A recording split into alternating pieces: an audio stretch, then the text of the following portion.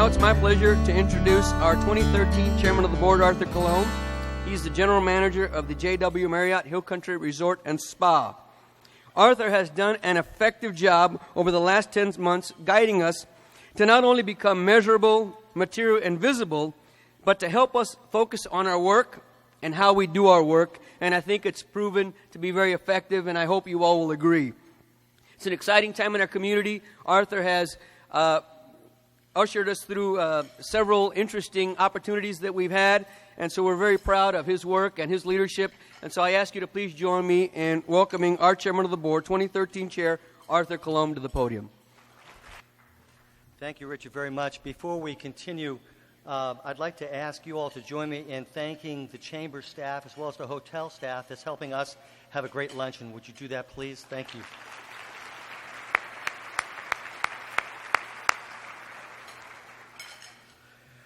We are fortunate indeed to have such an effective Commissioner's Court and County Judge Wolff that work continuously to help bring progress to our community as a whole. As you've already heard, Judge Wolff has had a number of leadership positions, such as former Chamber Chair, State Representative, State Senator, City Councilman, Mayor, and has been at the County Courthouse since 2001. With their great leadership and foresight, Nelson and the Commissioners have moved Bexar County into a digital age and has brought national positive attention to our community. The county launched the nation's first bookless library, known as BiblioTech, which provides residents access to technology and applications for enhancing education and literacy. In addition, they have completed the redevelopment of San Antonio River's Mission Reach that has restored the ecosystem, but in addition provided a renewed opportunity for outdoor recreation and endeavors of all sorts, and reconnected our cultural and historical features. Nelson, you and the Cutting Edge Commissioners have advanced our community a great deal, and we are honored to have you here today.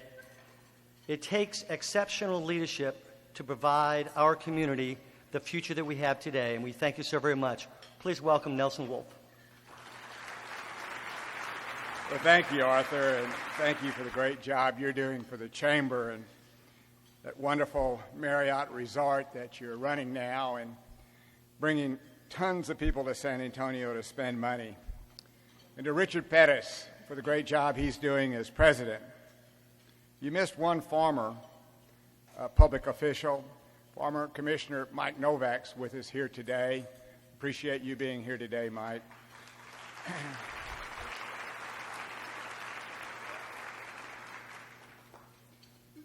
In 2008, Bexar County Commissioners Court directed the Budget Office to tighten spending while maintaining service levels and accelerating our capital projects. That helped us to weather the recession and keep us on a solid financial basis while maintaining a AAA credit rating.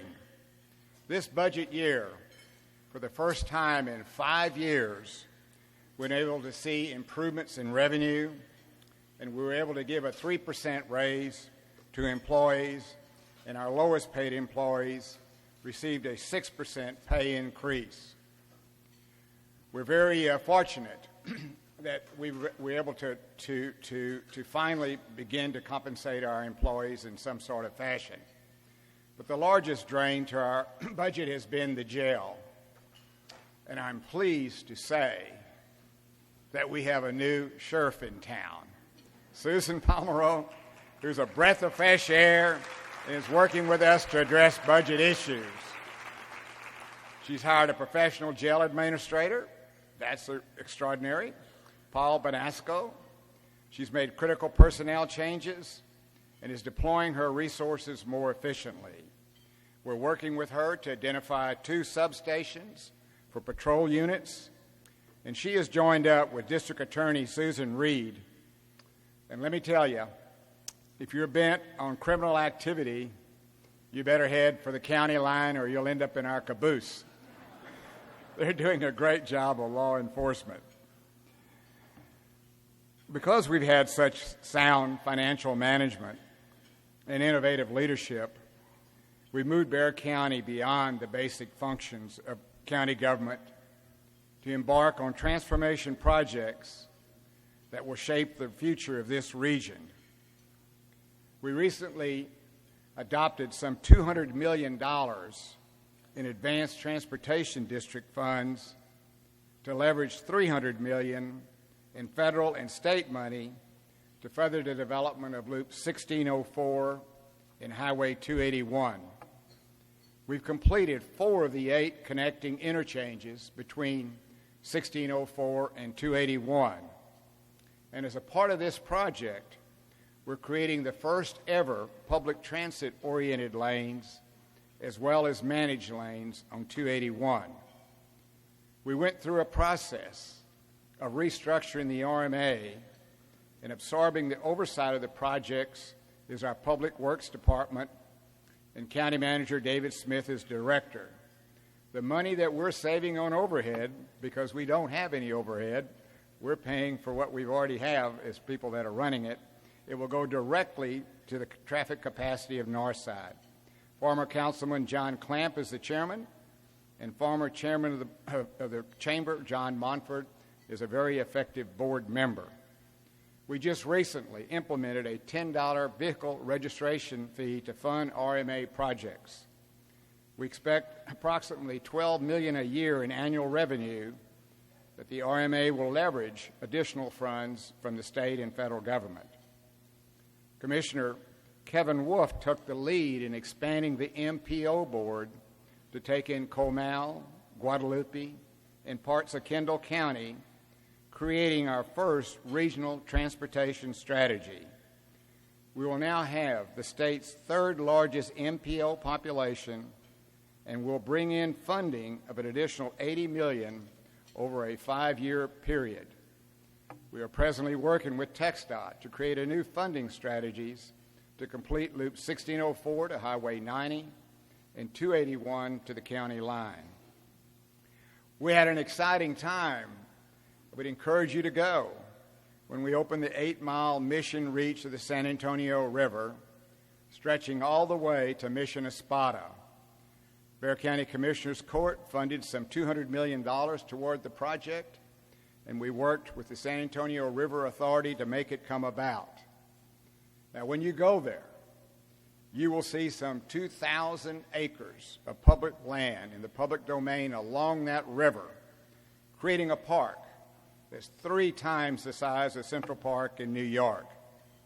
It is the largest ecological restoration out of an urban river anywhere in the nation. You can walk or you can bike the 8 miles of trails.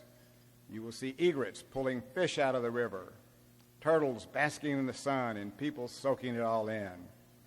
The 4 historic missions are now visibly tied to the river, and we've created portals to each one of them. We will now turn our focus to another important waterway, the San Pedro Creek. San Pedro Creek is important to our city's history and culture as the San Antonio River. The Spanish founded our community's first permanent settlements along the banks of this historic creek. In 1718, they built the Presidio de Bexar, where City Hall now stands. The Commissioners Court funded a fatal flaw and feasibility analysis of San Pedro Creek, and the design study is complete with a finding that we should proceed to create final designs. The initial study found by widening and deepening the channel will be able to take 40 acres out of the floodplain. The project envisions continuous walkways, lush landscaping, and 6 distinct character areas along the 4-mile stretch of the creek from Fox Tech High School downstream to the confluence with the San Antonio River near Mission Concepcion. The study estimates that the cost is around $175 million, which includes right-of-way, and right-of-way of that cost is some $30 million. We've appropriated some $125 million, and we look close to working with our great city manager, Cheryl Scully, in identifying some of the right-of-way rights and helping us get this project to completion. Our county manager is now putting together a team to design the final design. It will take some 2 years to complete this project.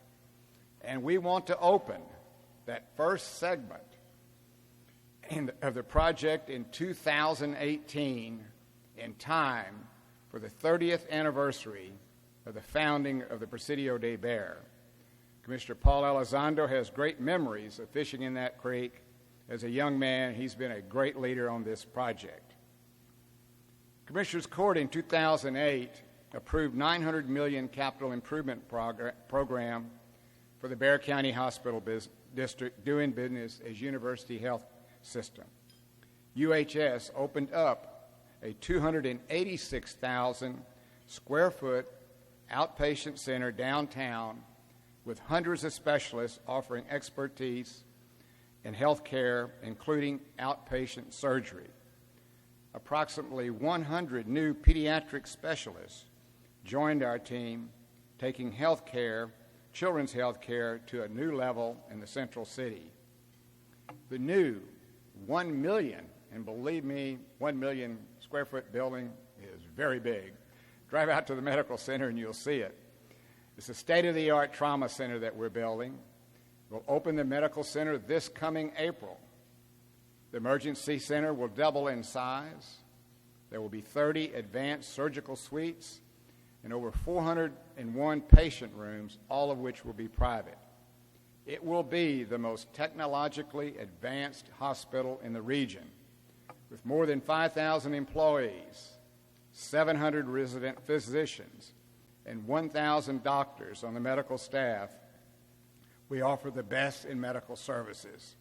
We've always ranked among the top 50 hospitals in the nation, and that will get better.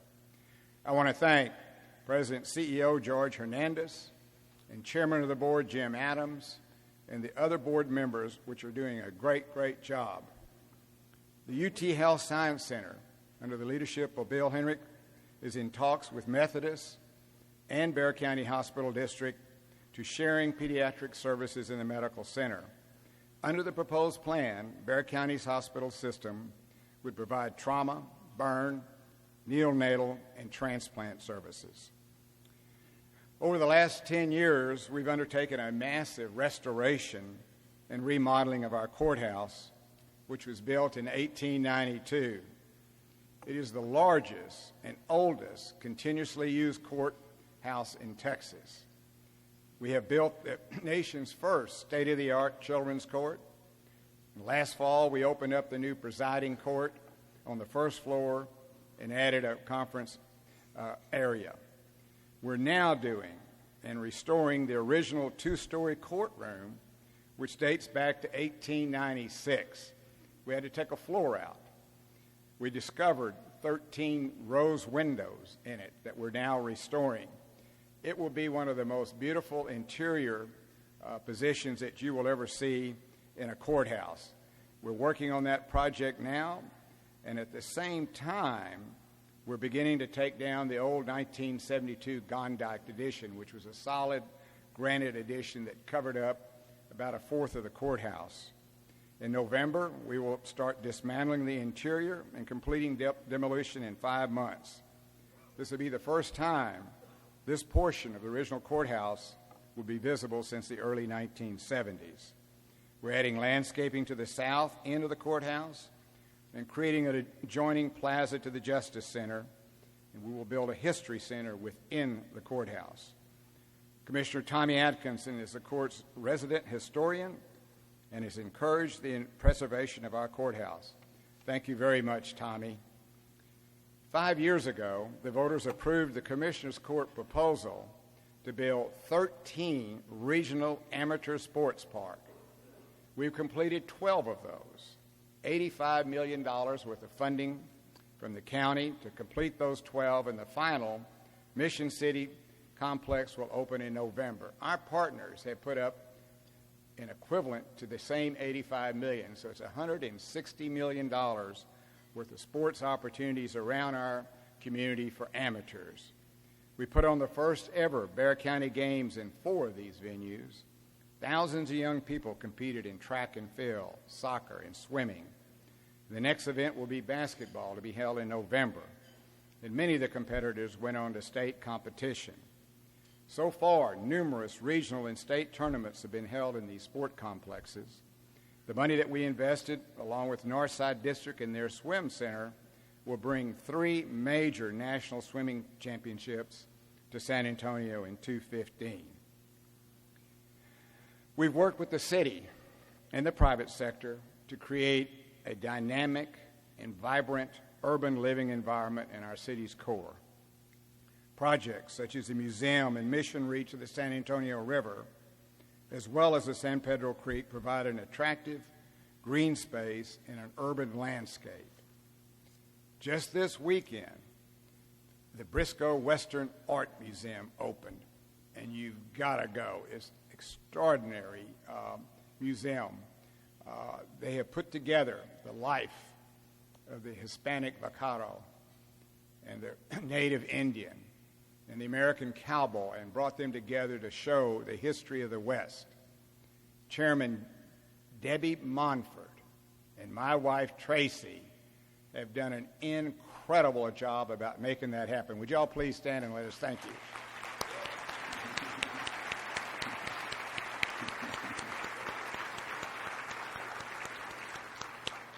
Bexar County contributed $6 million toward the project, but the board, along with Debbie and Tracy, have raised $26 million. And I want to particularly thank Jack Ginther for the tremendous contribution he made. He wrote me a letter on October the 29th, 2001, wanting to do this project. It only took us 12 years because we had to put together so many governmental units to make it happen. And Director Stephen Carr has done a great job in presenting that artwork. And to the Briscoe family, and Doc Briscoe and his wife Janie contributed over $4 million to the museum. VIA's modern streetcar system will be built. They are in the process now. VIA's in the process now of deciding their final route, and the board will make that decision fairly soon. And they have said they will stay within their budget, and I know they will. We hope to leverage other funds. To some people, you would think we're doing something extraordinarily different than any American city. We are the only large American city left in the United States, and that includes Austin and Dallas and Houston, that do not have a multimodal transportation system, and this will bring us into the age of all the other great American cities. We'll continue to see housing being constructed in and around the Pearl, down South Floors, and at Blue Star. Grand Western is transforming the Rand building into a permanent home for geekdom. And the great announcement just this last week of a $100 million expansion by HEB, eventually adding 1,000 jobs and 10,000 square foot grocery store. We all need to pull together to make sure this project happens. I want to thank Charles Butt and President Greg Boyan for making this announcement, and I hope we will all give them the support that they need to make this happen. A little controversy, always is. Main Street, they need to close it to create the campus that they want. Main Street is no longer a Thera Street. The city did the plaza, closed it. We closed it between our 2 courthouses. Let's treat our private sector in the proper way of recognizing the great contribution that HEB makes to this community.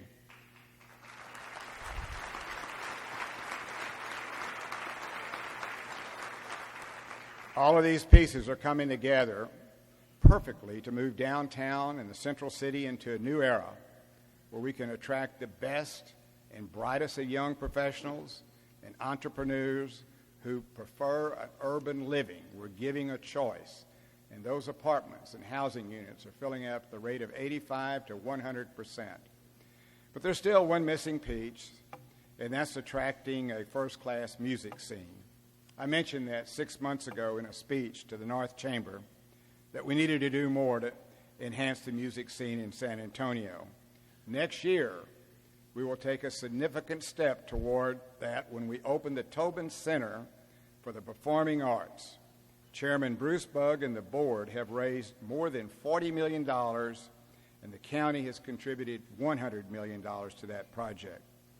As San Antonio's Performing Arts Center, the Tobin will include state-of-the-art acoustics, an adjustable floor, and 1,750 seats. The project will also include a theater and an outside performance hall. The county just opened Mission Park Pavilions, an outdoor music venue on the banks of the river by Mission San Jose. We're also located on 60 acres of park land in that area.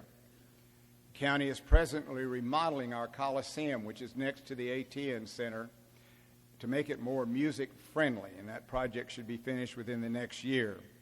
The Aztec Theater plans to reopen next year with some 2,000 seats. Independent bands are gaining large audiences through social media and the internet. Blaine Tucker staged the first successful event to bring the emerging music to us. The Maverick Music Festival, held this year, featured rising star Gary Clark Jr. and 9 other great indie bands, including my favorite, Girl in a Coma. More than 3,000 people attended the event. Next year, it will expand to 2 days and will include more national and international acts. Blaine's also tied up with C3, the largest promoter in the country.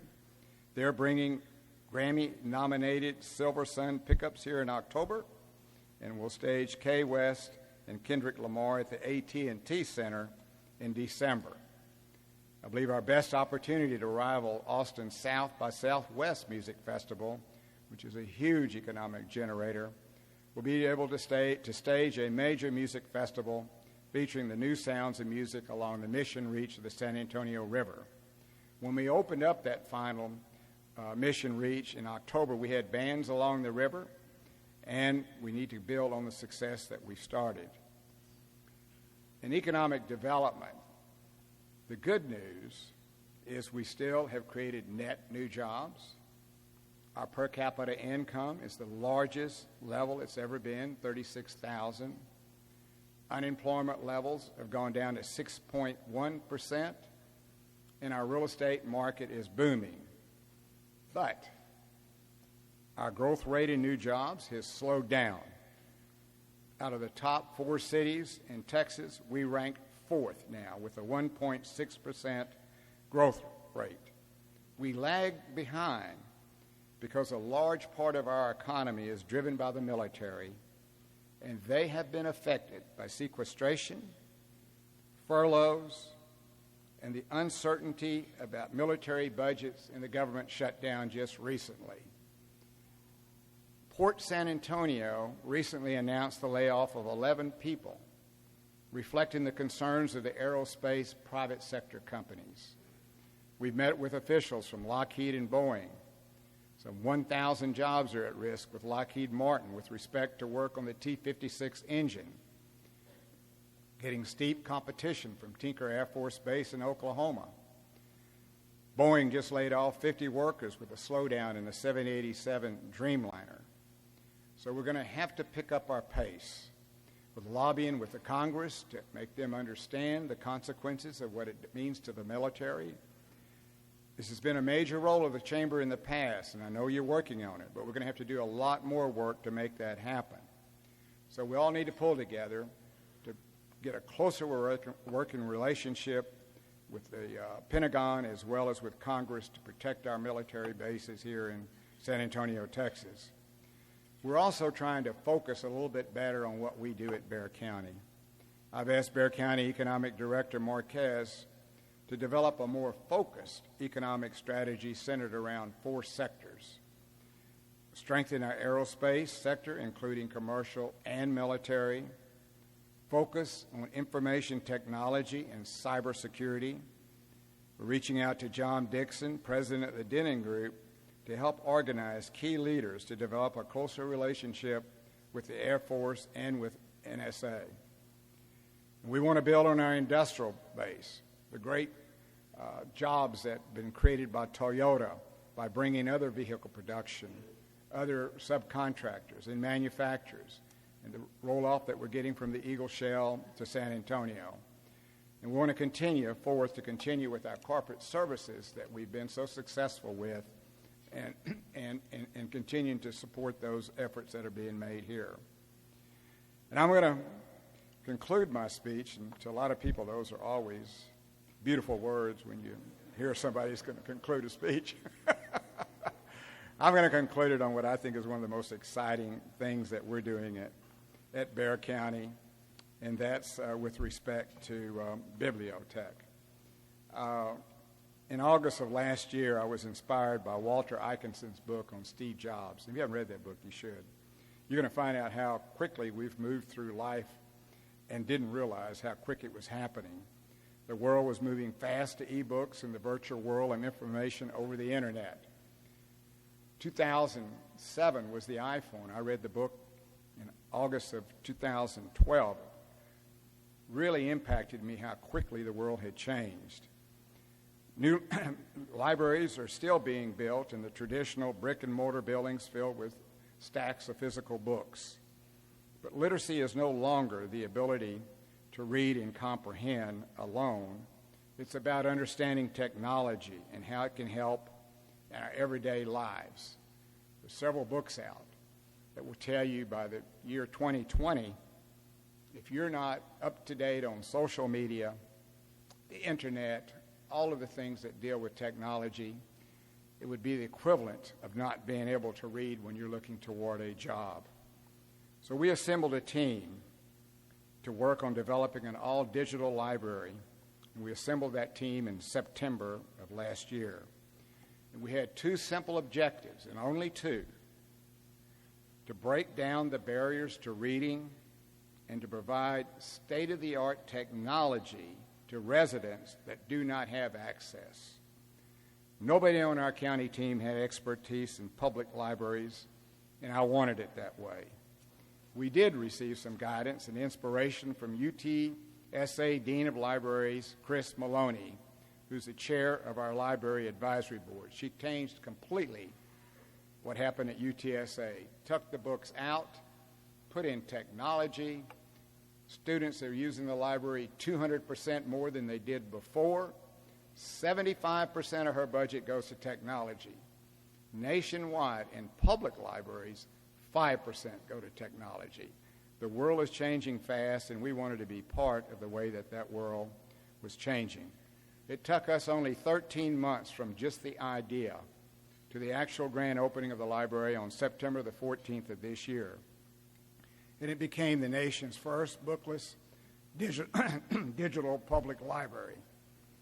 The library is located in Commissioner Chico Rodriguez's district. He's been a great, what's the matter? He's been a great supporter. Thank you. He's been a great supporter and proponent of the library. It's located on South Side on Pleasanton Road in a building that we already own, co-located. In that area, population is 88% economically disadvantaged, 92% Hispanic, and 100% on the free lunch program.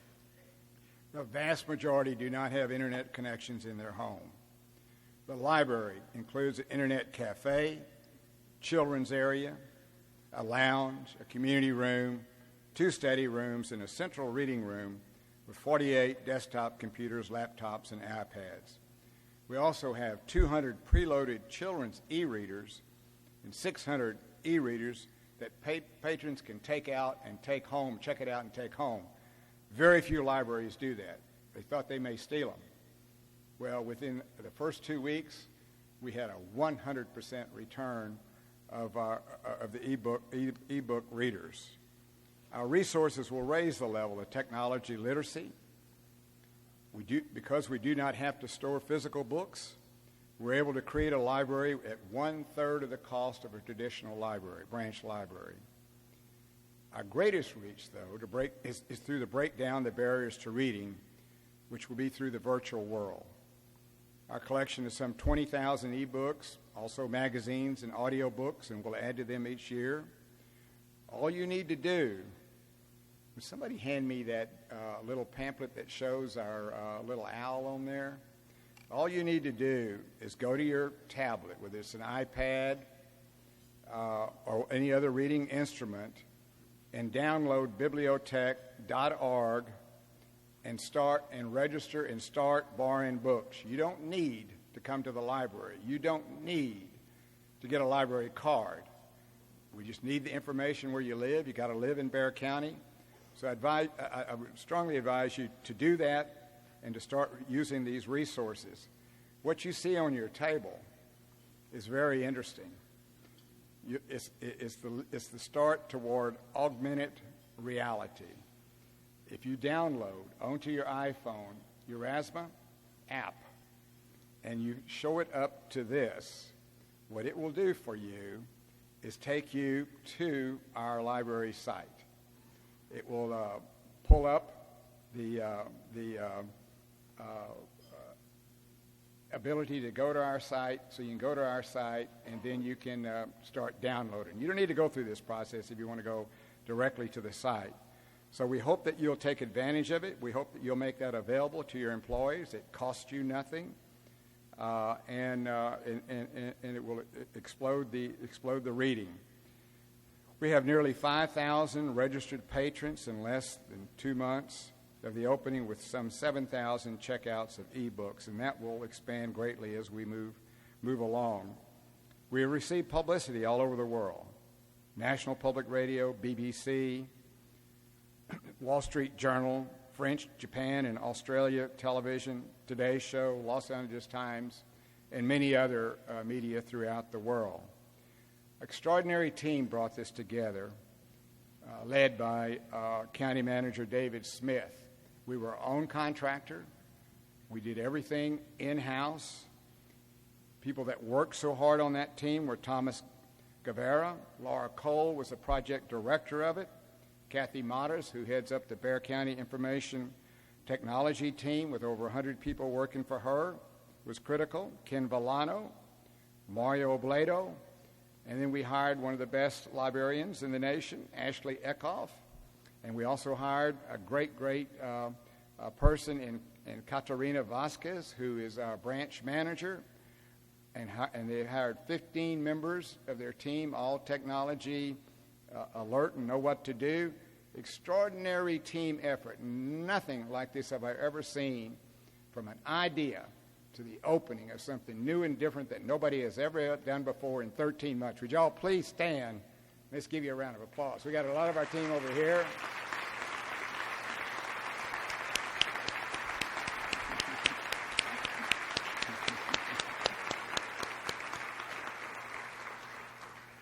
Well, let me say we are in the midst of a cultural renaissance in San Antonio. The Briscoe Museum, the Performing Arts, the Alameda, the expanded music scene, the improvements of the Museum of Art, the Whitty and McNay. What a great day to be in San Antonio. We're creating an urban lifestyle in the center city. We're enhancing education through the mayor's pre-K program in the county's BiblioTech. We've completed the connecting of the river that goes from north to south, the Great San Antonio River. We're expanding health care through Bexar County. We are in the process of building a great American city. Let's not lose the momentum. Thank you. Thank you all. Nelson, amazing speech.